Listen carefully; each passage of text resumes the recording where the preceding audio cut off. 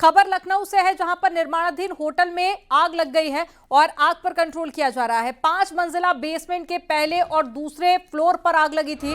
हादसे में कोई भी हताहत नहीं हुआ है। फायर ब्रिगेड की 11 गाड़ियों ने आग पर कंट्रोल किया है। तस्वीरें आपको दिखा रहे हैं, ये लखनऊ का ताज होटल है, जहां फर्स्ट और सेकंड फ्लोर पर आग लगी थी। 5 मंजिला ये पूरी इमारत, और फायर ब्रिगेड की टीम मौके पर पहुंची और आग पर कंट्रोल कर लिया गया है। अच्छी खबर यह है कि कोई भी हताहत नहीं हुआ है।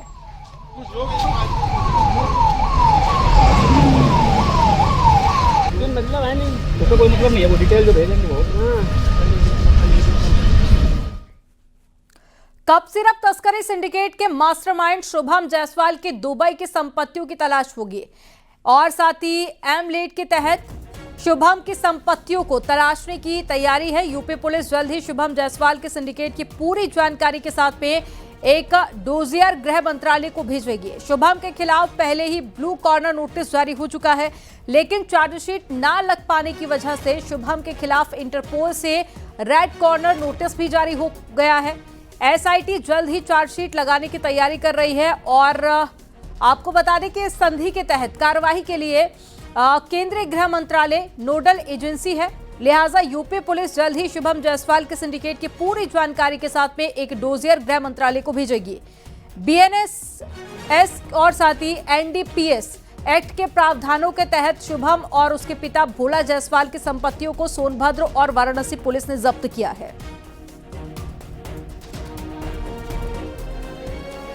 कप सिरप तस्करी सिंडिकेट के फरार मास्टरमाइंड शुभम जायसवाल के खिलाफ Uttar Pradesh police mutual legal assistant treaty यानी एमलैट ट्रीटी के तहत दुबई में कार्रवाई करने की तैयारी कर रही है।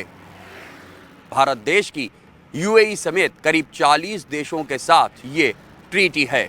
इस ट्रीटी के तहत अगर किसी देश का एक कोई क्रिमिनल जो सिविल मामलों का या नारकोटिक से जुड़े मामलों का या कमर्शियल मामलों से जुड़ा आरोपी किसी देश में छिपा होता है, तो उसके खिलाफ उसी देश में कार्रवाई करने का प्रावधान है। बीएनएसएस के प्रावधान के तहत जब्त भी किया है। लेकिन ये बात सामने आ रही है कि दुबई में भी शुभम जायसवाल ने अपनी कई संपत्तियां बनाई हैं।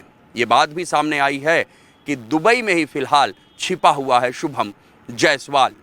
लिहाजा अब एमलैट के तहत शुभम जायसवाल पर कार्रवाई की तैयारी की जा रही है। प्रतापगढ़ में कारागार में बंदी की मौत हो गई है। विनोद कुमार शुक्ला हत्या का आरोपी बताया जा रहा था। तबियत बिगड़ने के बाद में डॉक्टरों ने विनोद को मेडिकल कॉलेज रेफर कर दिया। रास्ते में ही विनोद शुक्ला की मौत हो गई है। विनोद अपने पिता की हत्या के मामले में 2023 से जेल में बंद था। उसकी बेल भी हो गई थी, लेकिन परिजन जमानत लेने के लिए नहीं आए थे। आशंका है कि हार्ट अटैक से विनोद की मौत हुई है।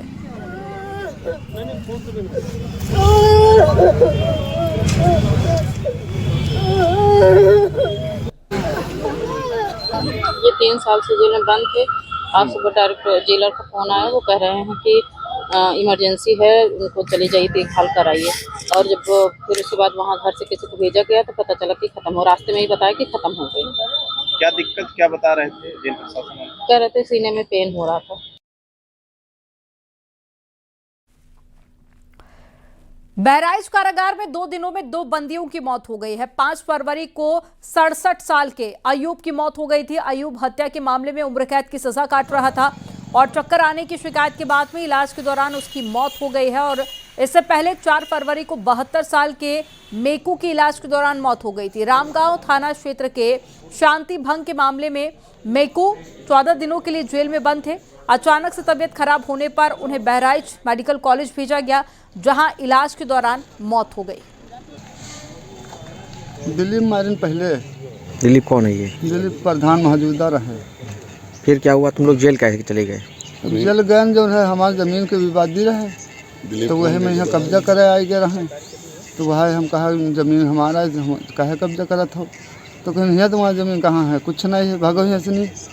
जब भागे लागे कि अदालत चले जाए लाओ, बस सब जने बटूर के यहाँ आए, मारे लागे, मरते मारत गिराए दी सबका। उसके बाद दिल्ली पुलिस बुलाए कि यहाँ बस जो है गाड़ी में लाद दी सबका, बस चले गए। बागपत के बड़ौद शहर से एक दर्दनाक मामला सामने आया, जहां पर डिलीवरी के दौरान एक निजी क्लिनिक में एक महिला की दर्दनाक मौत हो गई।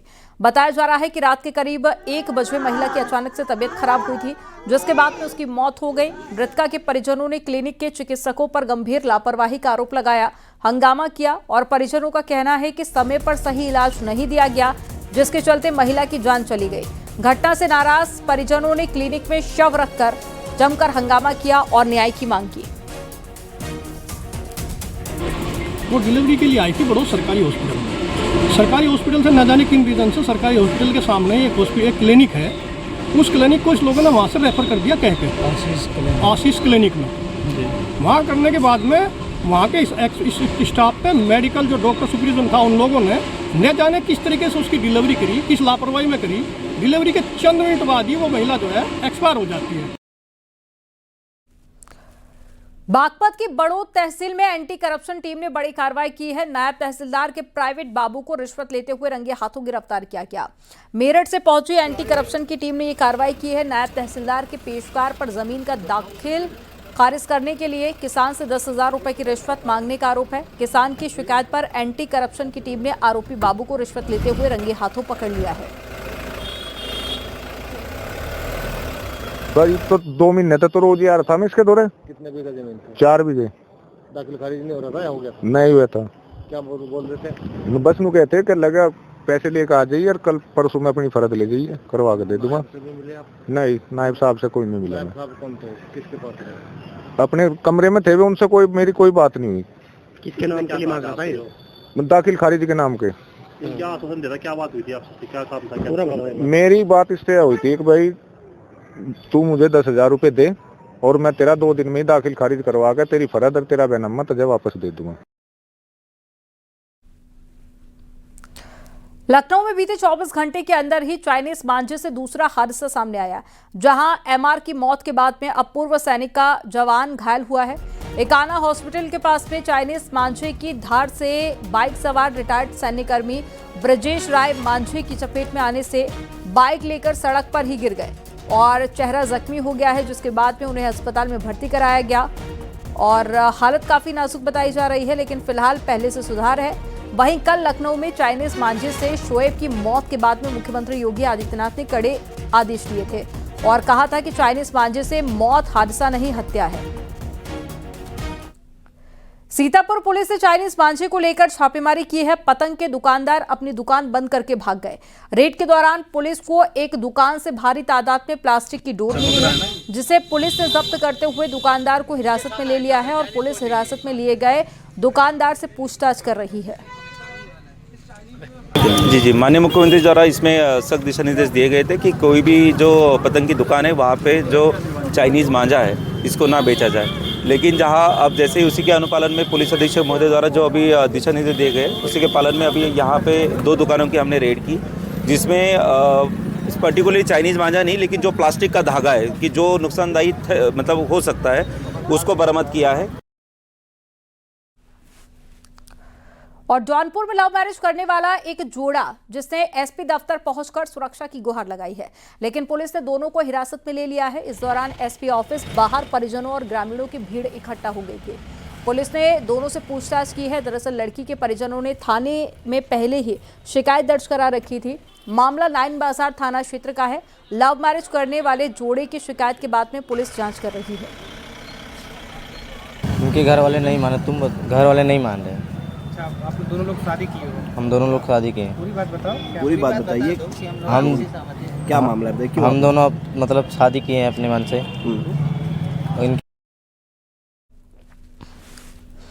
मेरठ में दिन दहाड़े एक शख्स पर फायरिंग की गई है और कई गोलियां लगने से असलम घायल हो गया है। गंभीर रूप से घायल असलम का अस्पताल में इलाज चल रहा है और बताया जा रहा है कि हत्या का बदला लेने के लिए आरोपी के भाई पर हमला किया गया था। कुछ महीने पहले ही स्विमिंग पूल में बिलाल की हत्या की गई थी। घटना थाना नौचंदी इलाके का है।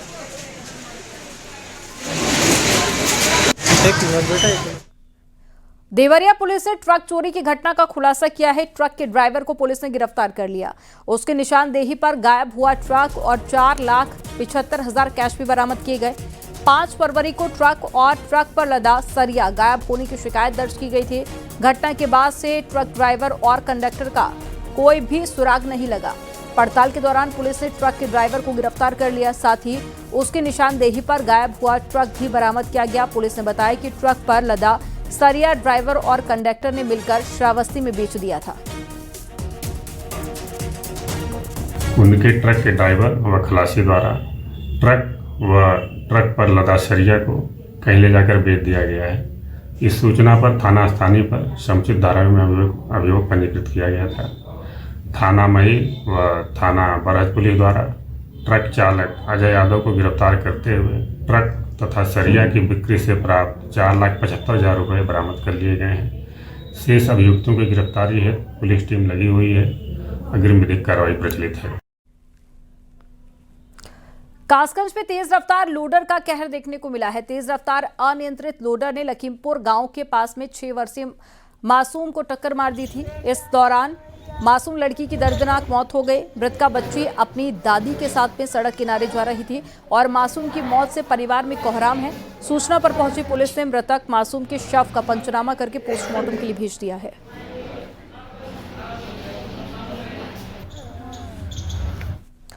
और चंदौली में एक दर्दनाक सड़क हादसा हो गया जिसमें टेम्पो सवार एक व्यक्ति की मौके पर ही मौत हो गई है, जबकि 3 लोग गंभीर रूप से घायल हो गए हैं। दरअसल नेशनल हाईवे 19 पर पहले से खड़े एक अज्ञात वाहन में पीछे से आ रहे टेम्पो ने जोरदार टक्कर मार दी। टक्कर इतनी भीषण थी कि टेम्पो के परखच्चे उड़ गए और हादसे में टेम्पो सवार एक व्यक्ति की मौत हो गई है, जबकि 3 अन्य लोग गंभीर रूप से घायल हो गए। हमारे पास 3 लोग घायल अवस्था में आए थे, उनके पति भी साथ थे, एम्बुलेंस के साथ आए थे, जिनको हमने प्राइमरी इलाज करा के BHO वाराणसी के लिए रेफर कर दिया। मेरठ में पुरानी रंजिश को लेकर 2 पक्षों में टकराव हो गया। दोनों पक्ष में मारपीट और साथ ही पथराव का वीडियो सोशल मीडिया पर सामने आया। दोनों पक्षों की शिकायत पर पुलिस मामले की जांच पड़ताल में जुट गई है और ये पूरा मामला मुरलीपुरा गांव का है।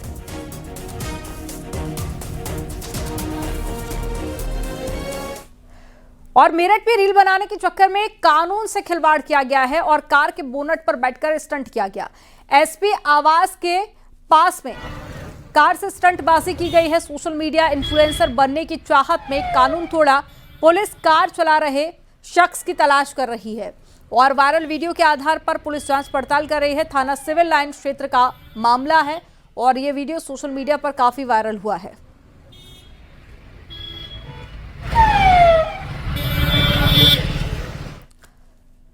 पांच मार्च को नेपाल में लोकसभा का चुनाव होना है, जिसको देखते हुए भारत नेपाल सीमा की सुरक्षा का जायजा एसएसबी के डीजी संजय सिंघल ने लिया। भारत नेपाल के सोनोली सीमा पर पहुंचे और महाराजगंज में भारत और नेपाल के अधिकारियों के साथ में एक बैठक की और सीमा की सुरक्षा को लेकर एक दूसरे से सहयोग की बात की है। साथ ही सीमा पर सुरक्षा के लिए एसएसबी समेत अन्य सुरक्षा एजेंसियां अलर्ट रहने के निर्देश दिए गए हैं। आगामी चुनाव की संवेदनशीलता को देखते हुए भारत नेपाल की सुरक्षा को कड़ी कर दिया गया है।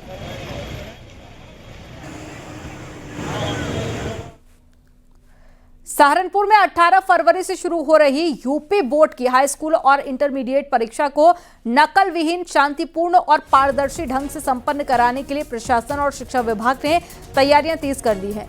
इसी को लेकर अपर मुख्य सचिव माध्यमिक शिक्षा की तरफ से विस्तृत दिशा निर्देश जारी किए गए हैं। इस साल सहारनपुर में कुल 66,732 छात्र छात्राएं बोर्ड परीक्षा में शामिल होंगे और इसमें हाई स्कूल के 35,795 और इंटरमीडिएट के 30,937 विद्यार्थी पंजीकृत हैं। पिछले वर्ष की तुलना में इस बार 5,841 विद्यार्थियों की संख्या कम हुई है। परीक्षाएं 18 फरवरी से 12 मार्च तक आयोजित की जाएंगी। नहीं, बच्चे घटे नहीं हैं। कुल टोटल 68,532 बच्चे इस बार परीक्षा में प्रतिभाग करेंगे और बच्चों की संख्या लगभग बराबर ही है। और साथ में हम लोगों ने लगभग सारी तैयारियां पूरी कर ली हैं। इन परीक्षाओं में सभी जगहों पे सेक्टर मजिस्ट्रेट और स्टैटिक मजिस्ट्रेट की नियुक्ति की जा रही है। साथ में इन परीक्षाओं के लिए 3,800 के करीब जो है कक्ष निरीक्षक लगेंगे, जो परीक्षाओं की सुचारू रूप से संपादित करेंगे। और आज हम लोगों ने प्रधानाचार्यों के साथ आज हम लोग मीटिंग भी कर रहे हैं। इसके पश्चात स्टैटिक मजिस्ट्रेट, सेक्टर मजिस्ट्रेट और प्रधानाध्यापकों की एक मीटिंग डीएम सर के साथ भी कराई जाएगी। उत्तर प्रदेश में 18 फरवरी से शुरू होकर 12 मार्च तक चलने वाली हाई स्कूल इंटर की बोर्ड परीक्षा को लेकर मुजफ्फरनगर जिला प्रशासन ने अपनी तैयारियां तेज कर दी हैं, जिसके चलते इस बार बोर्ड परीक्षा को नकल विहीन और शांतिपूर्ण तरीके से संपन्न करने के जिला प्रशासन ने सख्ती बरतने को कहा है। और जिसे देखते हुए जिला कलेक्ट्रेट में स्थित जिला पंचायत सभागार में आला अधिकारियों की ओर से केंद्रीय व्यवस्थापक, स्टैटिक मजिस्ट्रेट और जोनल मजिस्ट्रेट के साथ में एक बैठक की गई है, जिसमें बोर्ड परीक्षा को लेकर विचार विमर्श किया गया है। इस जनपद में हाई स्कूल और इंटर की परीक्षा संपन्न कराए जाने हैं तो 72 केंद्र बनाए गए हैं। हाई स्कूल में 29,000 और इंटरमीडिएट में लगभग 27,000, कुछ 56,000 विद्यार्थी परीक्षा में प्रतिभाग कर रहे हैं। और सभी प्रकार की व्यवस्थाएं चाक चौबंद किए जाने हैं तो आज केंद्र व्यवस्थापकों के साथ और स्टैटिक मजिस्ट्रेट, जोनल मजिस्ट्रेट के साथ आज पूरी बैठक की गई है। जिलाधिकारी महोदय द्वारा भी अयोध्या में श्रद्धालुओं और पर्यटकों को होली तक एक और बड़ा तोहफा मिलने वाला है। गुप्तार घाट पर बन रहा भव्य ओपन एयर थिएटर अपने अंतिम चरण में है। गुप्तार घाट पर बन रहे भव्य ओपन एयर थिएटर पार्क का करीब 85% निर्माण कार्य पूरा हो गया है। पूरे परिसर को इस तरह से विकसित किया जा रहा है कि गुप्तार घाट का हर दृश्य त्रेता युग की अनुभूति कराए। ओपन एयर थिएटर के साथ में रावण वध, हनुमान और जटायु की भव्य मूर्तियां भी तैयार की जा चुकी हैं, जो श्रद्धालुओं के लिए आकर्षण का केंद्र होंगे। इस परियोजना पर करीब 18 करोड़ रुपए की लागत आ रही है। देखा जाए तो ये जो गुप्तार घाट में सारे कार्य हुए हैं प्राधिकरण और अन्य संस्थाओं द्वारा, जो पर्यटन विभाग द्वारा किए गए हैं, उसी के तहत इसको भी बढ़ाया जा रहा है, जिससे कि पर्यटक वहाँ पे अधिक से अधिक संख्या में जो आते हैं उनको एक अलग अनुभूति मिले और एक हमारे शहर की जो धरोहर है, एक स्थल है, इम्पोर्टेंट स्थल है, उसकी महत्ता बढ़े, सब लोग आए उसको और वहाँ पे अपना एक एंजॉय भी कर सकें। गुप्ता घाट में जो रामायण के जो है म्यूजियम बनाया जा रहा है, ओपन थिएटर बनाया जा रहा है, भगवान के सभी पात्रों को वहाँ दिखाया जाएगा। जो युवा पूरे विश्व से भारत में आ रहे हैं वह इस चलचित्र को देख करके अपने जीवन में एक अच्छे सीख को अपनाने का काम करेंगे। ऐसे मर्यादा पुरुषोत्तम भगवान के जीवन चरित्र में संपूर्ण जनमानस को अंगीकार करना चाहिए, उनके पात्रताओं को जो अंगीकार करना चाहिए। यह एक अच्छा पहल है। प्रयागराज के सोराव इलाके में एक ट्रांसपोर्ट व्यापारी को एक पिकअप वैन ने कुचल दिया, जिससे उसकी मौत हो गई है। घटना 2 फरवरी की है, जो सीसीटीवी कैमरे में रिकॉर्ड हो गई। सीसीटीवी में साफ तौर पर दिख रहा है कि सड़क पर खड़े व्यापारी को पिकअप ने कुचल दिया। मृतक व्यापारी कुछ परिचित लोगों से बात कर रहा था, तभी एक पिकअप वैन ने तीनों को कुचलते हुए आगे बढ़ गया। इस हादसे में 2 लोग तो बच गए, लेकिन व्यापारी की मौत हो गई, जिसके बाद में पुलिस ने गाड़ी को कब्जे में ले लिया और ड्राइवर की तलाश की जा रही है।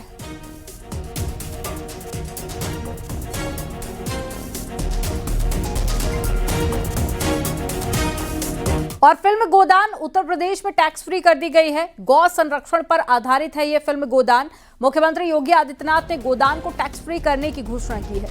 यूपी में गोवध पर सख्त कानून बनाया गया है। गोवध के आरोपियों पर NSA यानी कि रासुका के तहत एक्शन होता है, राष्ट्रीय सुरक्षा कानून के तहत।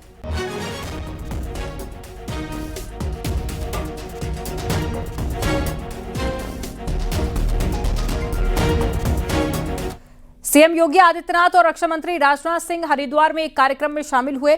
उत्तराखंड के मुख्यमंत्री पुष्कर सिंह धामी ने दोनों का स्वागत किया। हरिद्वार में चल रहे समाधि मंदिर में मूर्ति प्राण प्रतिष्ठा कार्यक्रम में शामिल सीएम योगी और रक्षा मंत्री राजनाथ सिंह शामिल हुए थे। 3 दिवसीय धार्मिक कार्यक्रम आयोजित किया जा रहा है और दिवंगत संत और भारत माता मंदिर के संस्थापक स्वामी सत्यमित्रानंद गिरी की समाधि स्थल पर मूर्ति स्थापना समारोह के तहत ये कार्यक्रम आयोजित किया जा रहा है। जब राम भक्त अपमानित होता था तो अपमान राम भक्त का नहीं होता था, भारत की विरासत का होता था, भारत के आध्यात्मिक मूल्यों का होता था। परिणाम क्या था? उत्तर प्रदेश अराजकता का अड्डा बन गया था, लूट का अड्डा बन गया था, दंगों के आग में झुलसता था, गुंडागर्दी चरम पर। न बेटी सुरक्षित थी, न व्यापारी सुरक्षित था। विरासत का सम्मान हुआ, बेटी भी सुरक्षित हो गई। व्यापारी भी सुरक्षित हो गया। उत्तर प्रदेश देश की नंबर 2 की अर्थव्यवस्था के रूप में आज धमाके से अपनी यात्रा को आगे बढ़ा रहा है। रवनीत बिट्टू को गद्दार कहने को लेकर राहुल गांधी पर मंत्री दिनेश प्रताप सिंह ने हमला किया और कहा कि गांधी नेहरू खानदान से बड़ा कोई गद्दार नहीं हो सकता। के कारण आप उसको गद्दार कहते हो, जो एक मुख्यमंत्री का बेटा है, शहीद मुख्यमंत्री का बेटा है, सर पर पगड़ी पहने हुए है, आप उसको गद्दार कहते हो। अगर भारत की जनता ने कांग्रेस पार्टी को छोड़ दिया तो क्या उसको राहुल गांधी गद्दार कह सकते हैं? और अगर रवनीत सिंह बिट्टू गद्दार हैं तो ममता बनर्जी खुददार कैसे हो गई? और अगर गद्दार कोई हो सकता है तो मैं स्वयं महसूस करता हूं, हमारी खुद की व्यक्तिगत ओपिनियन है कि गांधी नेहरू खानदान से बड़ा गद्दार भारत के लिए, भारतीय संस्कार संस्कृति के लिए कोई दूसरा परिवार नहीं है। वहीं दिनेश प्रताप सिंह के बयान पर सपा सांसद वीरेंद्र सिंह ने तंज कसा और विवादित टिप्पणी की है। ऐसे आदमी के बारे में पूछते हैं जिसका मैं क्या बताऊं, पहले उन्हीं की तलवे चाटता था, अब आज जो है कि योगी जी की गोद में बैठ गए हैं तो बड़ी बड़ी बातें कर रहे हैं। तो ऐसे लोगों को बहुत संज्ञान नहीं लेना चाहिए। उत्तर प्रदेश में चल रही एसआईआर की प्रक्रिया की तारीखों को एक बार फिर से ऐलान कर दिया गया है और 1 महीने के लिए बढ़ा दी गई है। दावे आपत्ति की तारीख 6 मार्च तक बढ़ाई गई है, जबकि अंतिम लिस्ट 10 अप्रैल को चुनाव आयोग जारी करेगा। यूपी मुख्य चुनाव आयुक्त नवदीप रिणवा ने जानकारी देते हुए फॉर्म 7 को लेकर चल रहे विवाद पर कहा कि नाम काटने के लिए फॉर्म 7 भरा जाता है, रजिस्टर्ड मतदाता ही फॉर्म 7 भर सकता है। फॉर्म 7 में पूरी जानकारी के साथ में नाम कटवाने का कारण बताना होगा और एक साथ कई फॉर्म 7 स्वीकार नहीं किए जाएंगे। एक दिन में अधिकतम 10 फॉर्म 7 भर सकते हैं। अंतिम तिथि थी 6 फरवरी को और इसमें हम देख रहे हैं कि पिछले कई दिनों से लगभग 15-20 दिन से 1 लाख से ऊपर, 1.5 लाख से ऊपर, 2 लाख से ऊपर फॉर्म 6 नाम जुड़वाने के लिए आ रहे हैं। कल 3.5 लाख फॉर्म एक ही दिन में आए, तो उसको देखते हुए निर्णय लिया गया कि दावा आपत्ति अवधि को भी जो आज समाप्त हो रही थी 1 महीने के लिए बढ़ाया जाए और अब ये 6 मार्च तक दावा और आपत्ति यानी फॉर्म 6, फॉर्म 7, फॉर्म 8 लोग भर सकते हैं। खबर कन्नौज से है, जहां पर एसआईआर पर अखिलेश यादव का बयान आया है और बीजेपी के लोग नई पीढ़ी से घबराए हुए हैं, नौकरी नहीं दे पा रहे हैं, इसलिए वोटर लिस्ट में उलझाए हुए हैं। ये निशाना अखिलेश यादव की तरफ से भारतीय जनता पार्टी पर साधा गया है।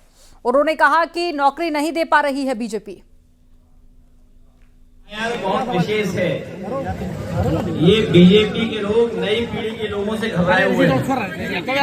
नई पीढ़ी के लोगों से घबराए हुए इसलिए है कि नई पीढ़ी के लोग नौकरी चाहते हैं, अच्छी पढ़ाई चाहते हैं और नई पीढ़ी के लोगों को सोशल मीडिया के माध्यम से, इंटरनेट के माध्यम से सब जानकारी होती है, इसलिए बीजेपी घबराई हुई है, नौकरी दे नहीं पा रही, रोजगार दे नहीं पा रही है। इसलिए हमें आपको एसआईआर में वोटर लिस्ट में उलझाए हुए, कभी वोट काटते हैं, कभी वोट जोड़ते हैं और अपने ही माध्यम से शिकायत करा देते हैं।